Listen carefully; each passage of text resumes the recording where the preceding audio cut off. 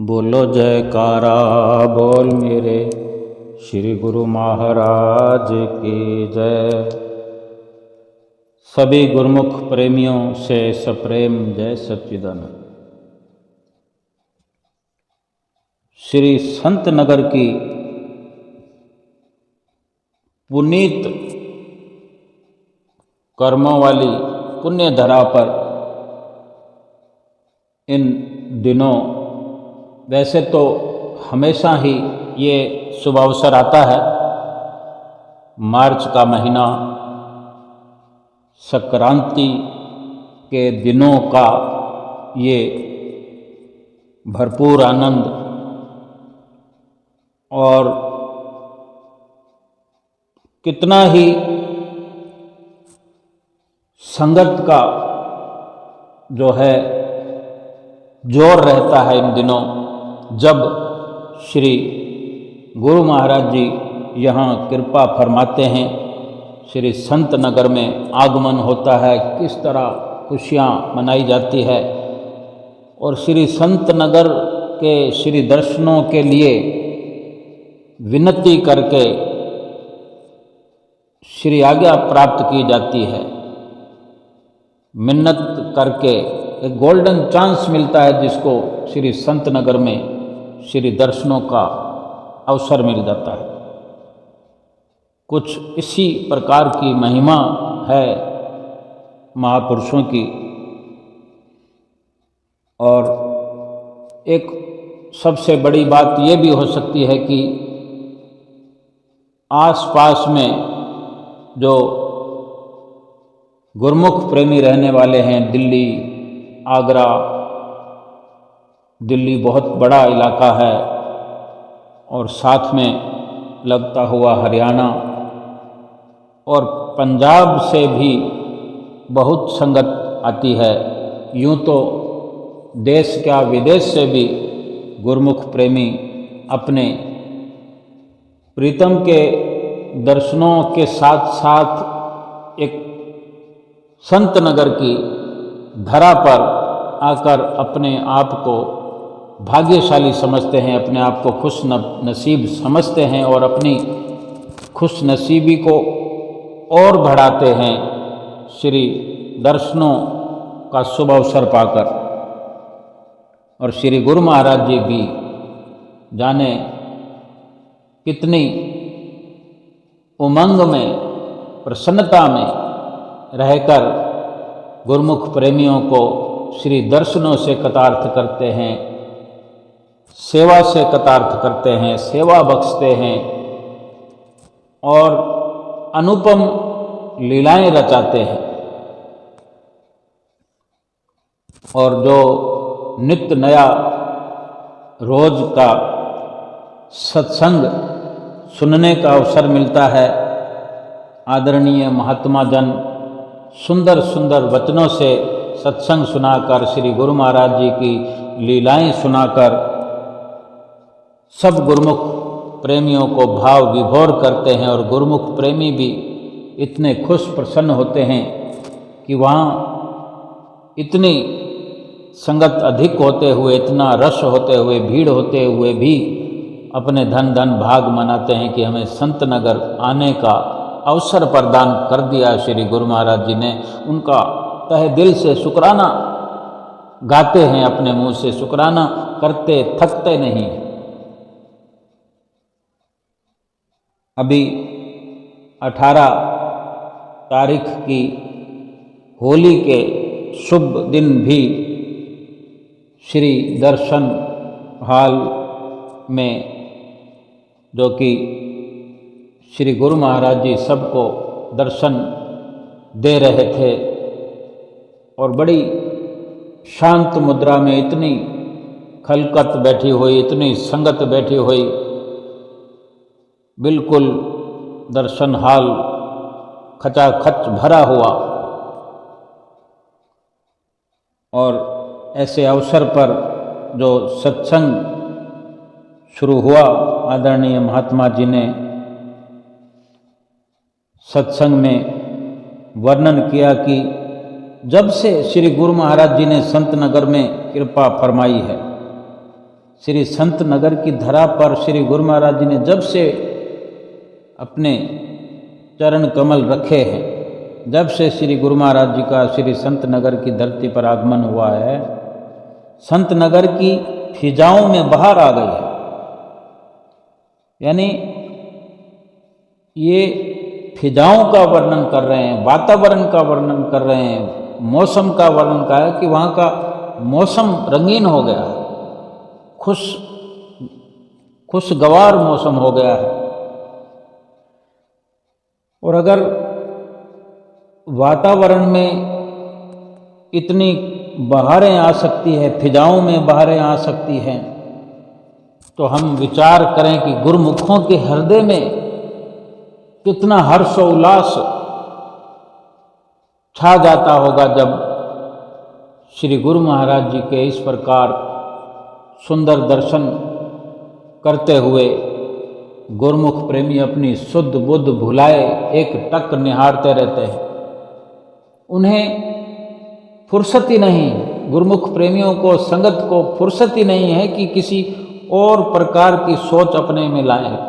सोच आने ही नहीं पाती, क्योंकि इतना श्री गुरु महाराज जी के दर्शनों का असर हो जाता है, प्रभाव हो जाता है कि जब वहाँ की फिजाओं में बहार आ जाती है तो जीता जागता इंसान, जो कि अपने आप को पहले ही वो सतगुरु के प्रेम में रंग चुका है, सतगुरु की भक्ति को प्राप्त करने में उत्सुक हुआ चला आया है श्री चरणों में, इतनी दीवानगी की हद तक अपने सतगुरु से प्यार करता है।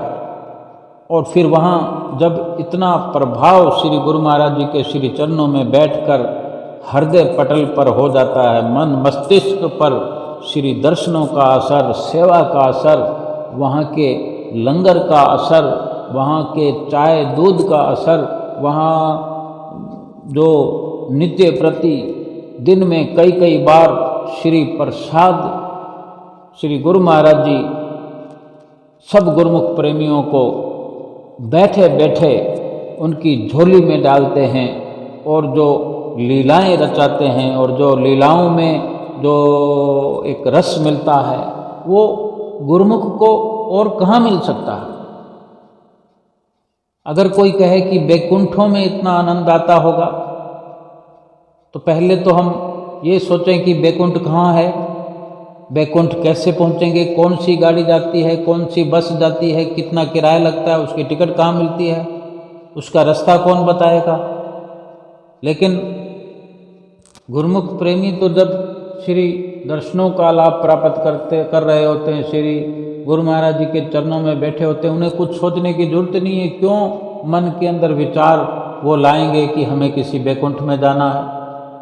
बैकुंठ तो धरती पर उतार दिया है श्री गुरु महाराज जी ने, इस वक्त श्री संत नगर में बैकुंठ को उतार दिया है। बैकुंठों के नज़ारे गुरुमुखों के मन मस्तिष्क में इस तरह भरे हुए हैं कि वो संसार की चिंता के लिए समय ही नहीं निकाल पाते।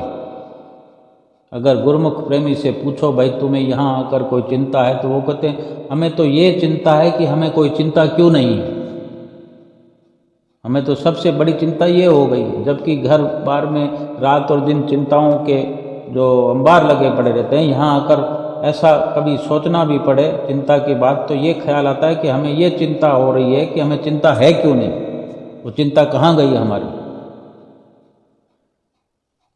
आदरणीय महात्मा जी जो कि वर्णन कर रहे थे कि श्री संत नगर की फिजाओं में जो बहार आ गई है, उसका वर्णन कर रहे थे कि संत नगर की पुण्य धरा पर छाई अजब बहार, बरस रहा भक्ति का सावन अमृत तुल्य प्यार। अपने प्रेमी भक्तों की सुनकर करुण पुकार, सन्मुख दर्शन दे रहे श्री परमहंस अवतार। आनंद मगन हुए सब प्रेमी पाकर के दीदार, प्रेम सहित सब कर रहे प्यारे सतगुरु की जय जयकार। चहूँ और छाई है खुशियाँ, चहूँ दिस मंगलाचार। इस अनमोल घड़ी की मुबारक सबको लाखों बार। आगे वर्णन किया महात्मा जी ने कि सभी ग्रंथों सदग्रंथों ने इस मनुष्य जन्म को उत्तम श्रेष्ठ महान बताया है। 84 लाख योनियों में सर्वश्रेष्ठ दर्जा दिया है। गुरबाणी में भी कथन है कि सारी धरती पर सारी दुनिया में इंसान का मनुष्य का ही साम्राज्य छाया हुआ है। इतना ऊंचा दर्जा इस मनुष्य को मिला है तो किस लिए? पिछले जन्मों के इतने पुण्य कर्म एकत्र हो जाने पर ये गनीमत मौका मिला है कि ये मनुष्य जन्म मिला है और फिर उस पर सोने पर सुहागा की श्री गुरु महाराज जी की चरण शरण मिली है।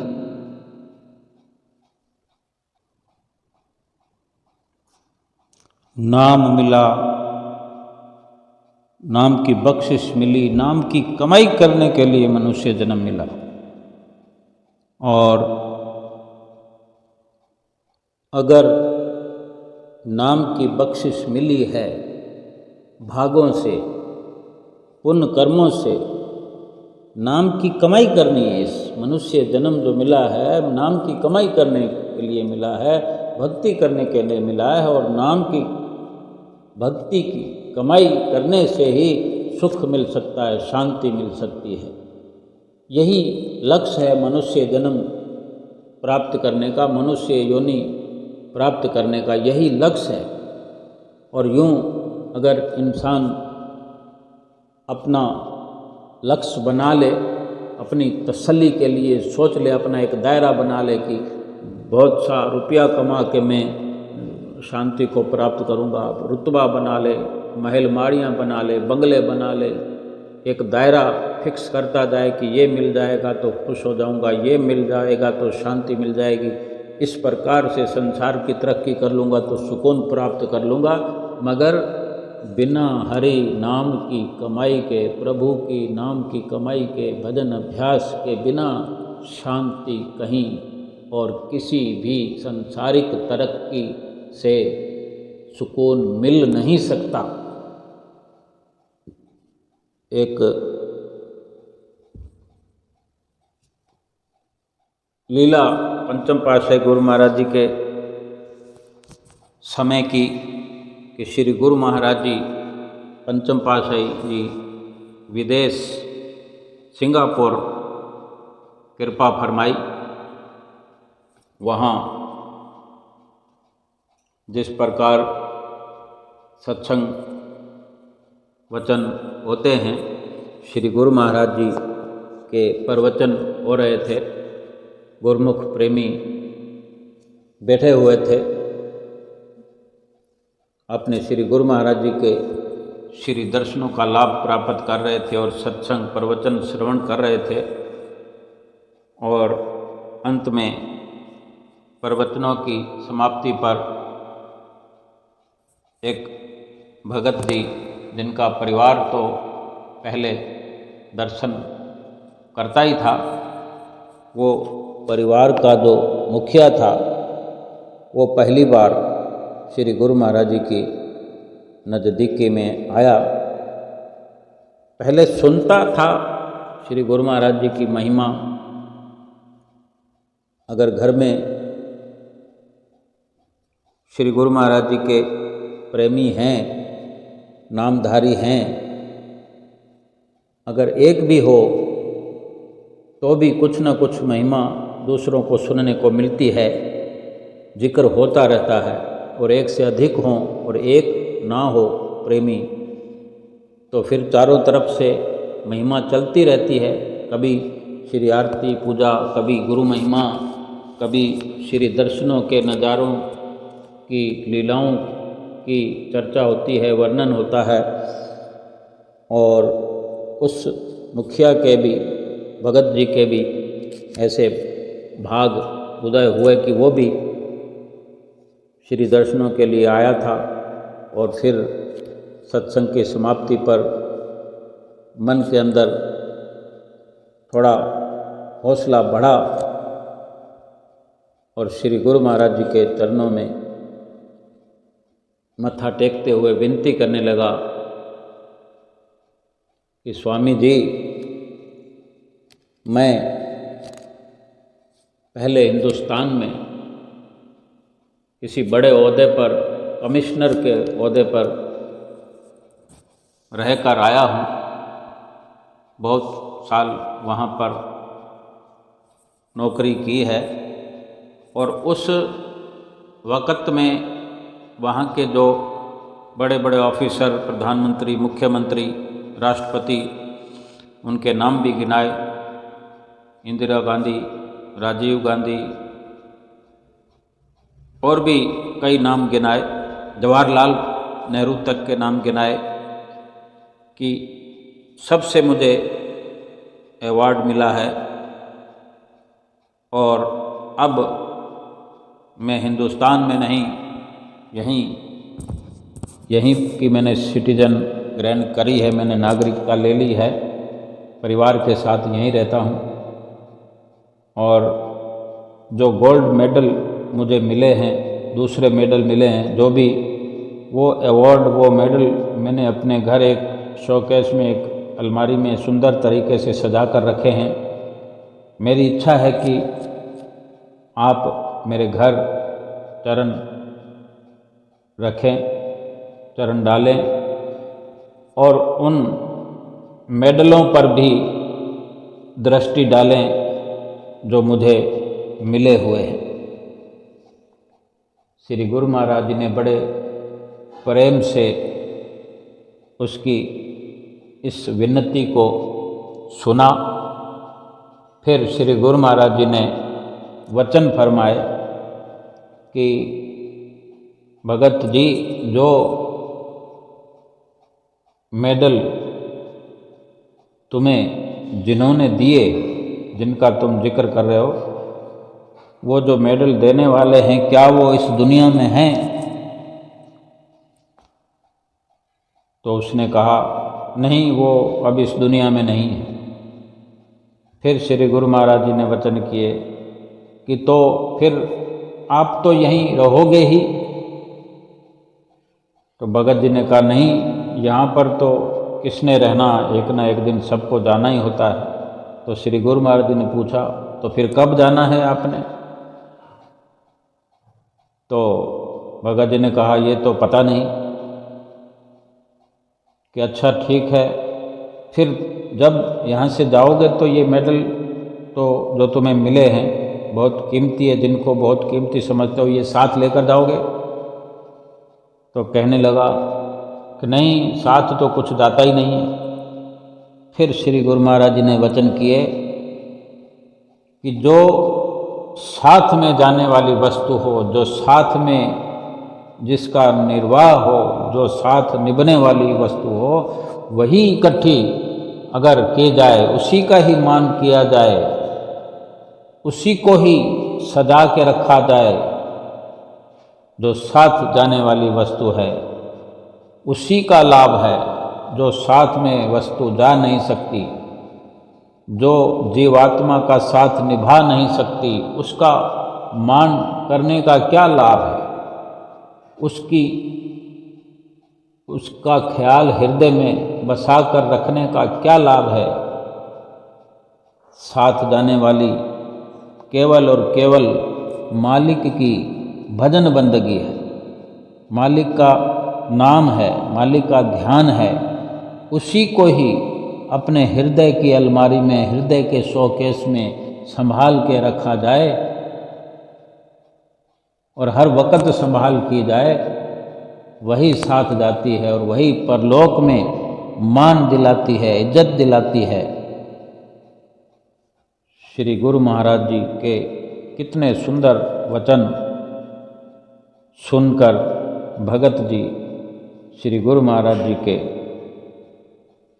चरणों में मत्था टेक दिया और आंखें खुल गई भगत जी की। तब से वो भगत बन गए। हम कितना ही अपने अंदर संसार का मान रखें, संसार का साम्राज्य पूरा अपने हृदय के अंदर बसा लें, उसकी छवि को भर लें, सुकून मिलने वाला नहीं, शांति मिलने वाली है, शांति मिलने वाली नहीं है। शांति मिलेगी, सुकून मिलेगा, सच्ची खुशी मिलेगी तो संतों महापुरुषों की चरण शरण में, उनकी संगत में, उनसे जो सत्संग सुनने को मिलता है उस पर अमल करने से। और इस प्रकार नित्य प्रति श्री संत नगर की धरा पर सुंदर सुंदर प्रवचन, सुंदर लीलाएं सुनने को गुरुमुख प्रेमियों को नित्य प्रति मिलती है। और इस प्रकार प्रेमी भाव विभोर होकर के अपने सतगुरु के दर्शनों का लाभ प्राप्त करते रहते हैं और वहीं पर बैठे अपने घर फोन लगाते हैं और श्री गुरु महाराज जी की लीलाओं का वर्णन सुनाते हैं। उसी दिन जब इस प्रकार श्री दर्शन हाल से सत्संग की समाप्ति हुई, दर्शन बंद होने के बाद श्री गुरु महाराज जी ने जैसे श्री आरती मंदिर में कृपा करते हैं, श्री आरती मंदिर में कृपा फरमाई। श्री गुरु महाराज जी ने सर्वप्रथम श्री परमहंसों को तिलक किया और बिल्कुल हल्का सा मुखार बिंद पर हल्का गुलाल श्री गुरु महाराज जी ने लगाया श्री परमहंसों के। फिर आदरणीय महात्मा जी ने श्री गुरु महाराज जी के, हुजूर गुरु महाराज जी के मस्तक पर गुलाल से हल्का सा तिलक किया और फिर श्री गुरु महाराज जी के नज़दीक वेदी के अंदर उस वक़्त जो भी आदरणीय महात्मा जन मौजूद थे, सब ने श्री गुरु महाराज जी के मस्तक पर गुलाल से तिलक किया। और ये नज़ारा, पहले तो श्री गुरु महाराज जी ने सभी परमहंसों को अपने कर कमलों से अपनी उंगली से तिलक किया। होली का ये सुंदर नज़ारा देखकर सारी संगत झूम रही थी और जयकारे बुला रही थी और अपनी भागों की सराहना कर रही थी कि हम ये होली 2022 18 मार्च श्री गुरु महाराज जी के साथ श्री संत नगर में मना रहे हैं। कितनी उनके लिए खुशी की बात होती है जो गुरुमुख अपने भगवान के साथ, अपने गुरु महाराज जी के साथ कोई पर्व मनाते हैं। और इसी प्रकार फिर श्री गुरु महाराज जी की मौज हुई। श्री गुरु महाराज ने फरमाया कि महात्मा जी से फरमाया कि बाकी सब महात्मा जनों और भगत लोगों ने जो माथा टेका और श्री गुरु महाराज जी ने जो सबको बुलाया कि सबको बुलाओ। और फिर जितनी भी संगत आरती में मंदिर में श्री मंदिर जी में आई हुई थी, सबको श्री गुरु महाराज जी के श्री चरणों में माथा टेकने का मौका मिला। और श्री गुरु महाराज जी ने सबको इशारा करते हुए फरमाया कि आगे जो गुलाल रखा होता है माथा टेकने वाले सिंहासन पर, मेज़ों पर, वहाँ सभी गुरुमुख जन अपनी उंगली पर गुलाल लेते हुए दूर से, यानी भाव विभोर होकर अपने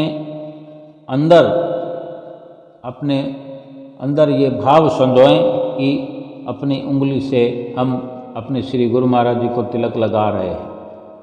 ऐसी मुद्रा बना करके श्री गुरु महाराज जी की ओर मस्तक पर गुलाल का तिलक लगा के फिर वही उसी उंगली से अपने मस्तक पर सचमुच तिलक लगाओ।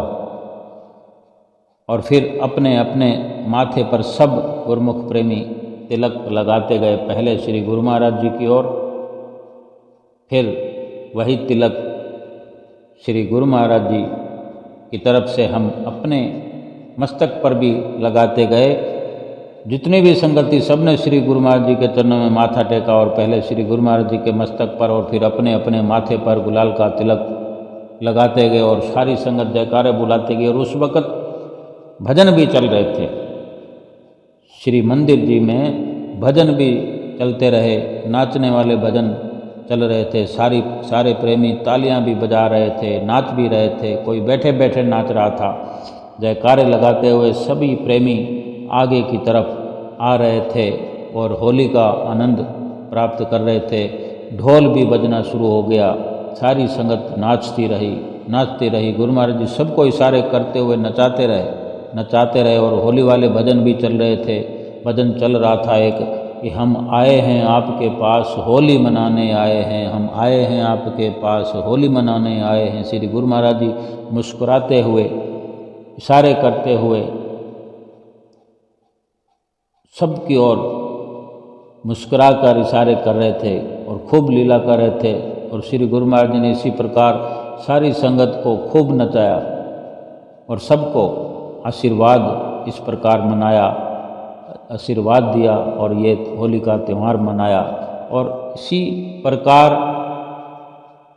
सब गुरमुख प्रेमियों ने अपने प्रीतम को ढेरों मुबारकबाद होली के शुभ अवसर पर भेंट की।